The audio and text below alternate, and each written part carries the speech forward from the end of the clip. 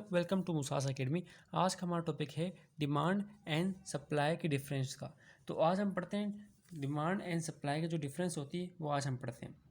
Start करते हैं demand के साथ। Demand in economic means willingness to purchase and power to purchase a commodity at a certain price. यानी कि demand का मतलब होता है इकोनॉमिक्स के अंदर कि किसी चीज़ को ख़रीदने की ख्वाहिश के साथ साथ खरीदने की हमारे पास क्या होनी चाहिए, पावर भी होनी चाहिए। यानी कि हमारे पास वेल्थ होनी चाहिए, पैसा होना चाहिए ताकि हम उस चीज़ को ख़रीद सकें एक कमोडिटी को एट अ सर्टेन प्राइस, यानी मुकर्ररा या कुछ प्राइस पर। यानी कि अगर हमारे पास ख्वाहिश है किसी चीज़ को ख़रीदने की और इतना पैसा भी कि हम उसको ख़रीद लें, एक तो क्या कहलाता है, वो डिमांड कहलाता है। ये होता है डिमांड। देखिए सप्लाई क्या होता है, सप्लाई हमें कहता है उस गुड्स के बारे में, उस क्वांटिटी गुड्स के बारे में जो कि पेश की जाए फ़रोख्त करने के लिए, कहाँ पर एक उसकी मरकज़ी प्राइस हो, एक उसकी क्या हो, पर्टिकुलर प्राइस होनी चाहिए, पर्टिकुलर प्राइस होनी चाहिए, पर्टिकुलर पीरियड ऑफ टाइम होना चाहिए। यानी कि जब सप्लाई हम लोग वो कर रहे हो, मार्केट में दे रहे हो, तो हमें पता होना चाहिए कि सप्लाई की प्राइस कितनी होगी, वो मार्केट कौन सी होगी और किस टाइम हम लोग उसको सप्लाई करेंगे। ओके, तो ये आता है हमारे पास सप्लाई। अब आता है demand. Demand is inversely related with the price. यानी कि डिमांड अगर बढ़ेगी तो प्राइस कम होगी, और अगर अगर प्राइस बढ़ रही है तो डिमांड कम होगी, और अगर प्राइस कम हो रही है तो डिमांड बढ़ेगी।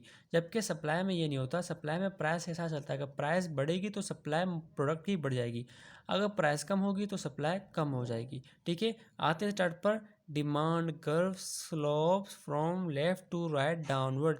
ये हम पहले भी पढ़ चुके थे, अब दोबारा पढ़ते हैं कि जो हमारे पास कर्व होता है, यानी कि हमारे पास जो कर्व होता है, मिसाल के तौर पर अगर देखा जाए यहाँ पर, तो स्लोप देखा जाएगा। ये डिमांड का हमने बना दिया एक एक्स एक्सिस और वाई एक्सिस। तो जो डिमांड का स्लोप्स होता है वो ऐसा होता है, ठीक है, लेफ़्ट टू राइट डाउनवर्ड होता है। जबकि अगर देखा जाए सप्लाई की जो कर्व होता है वो होता है लेफ़्ट टू राइट अपवर्ड की तरफ जा रहा होता है। ठीक है, तो ये होता है हमारे पास। इसके बारे में तफसील से आगे पढ़ेंगे। सप्लाई के जो कर्व के बारे में होता है हम अगली वीडियो में तफसील से पढ़ेंगे। जबकि डिमांड की जो बात हो रही है वो हम पिछले चैप्टर में पढ़ चुके थे, चैप्टर नंबर 2 में। ठीक है, अगर आप में से किसी ने वो वीडियो नहीं देखी तो अभी जाए वो वीडियो देखिए, तब आपको पता चलेगा कि डिमांड, व्हाट इज़ डिमांड, और डिमांड की अलग अलग इलास्टिसिटीज़ एंड अदर थिंग्स। ठीक है, एग्जाम्पल के तौर पर यहाँ देखा जाए डिमांड को, तो अगर कोई चीज़ बंदा या कोई पर्सन या कोई मैन अगर 10 किलोग्राम शुगर ख़रीदता है एक प्राइस के ऊपर, यानी 60 पर किलोग्राम के ऊपर, ये कहलाती डिमांड फॉर शुगर। मिसाल देखिए ज़रा, ख्वाहिश थी ख़रीदने की या ज़रूरत होगी ख़रीदने की चीनी को, उसने 10 किलोग्राम चीनी ख़रीदी, उसके पास पैसा भी था ख़रीदने को, तो उसने क्या किया, 60 रुपये पर किलोग्राम देकर, यानी कि 600 रुपये दिए, वो पूरा पूरा ख़रीदा।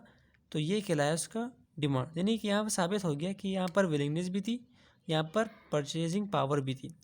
जबकि यहाँ आते हैं, producer bring 500 kilogram rice from stock to sell it at 60 kilogram 60 per kilogram in the market, this will be the supply of rice.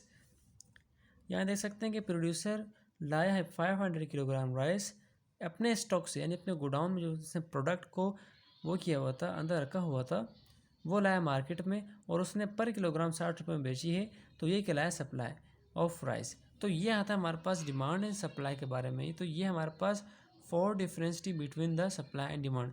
अगली वीडियो में हम पढ़ेंगे कि law of demand law of supply क्या है हमारे पास। अगली वीडियो में हम तफसील के साथ पढ़ेंगे, एक स्टेटमेंट के साथ जो मार्शल ने दिए उसके साथ पढ़ेंगे। तो तब तक अपना ख्याल रखिएगा। खुदा हाफिज़।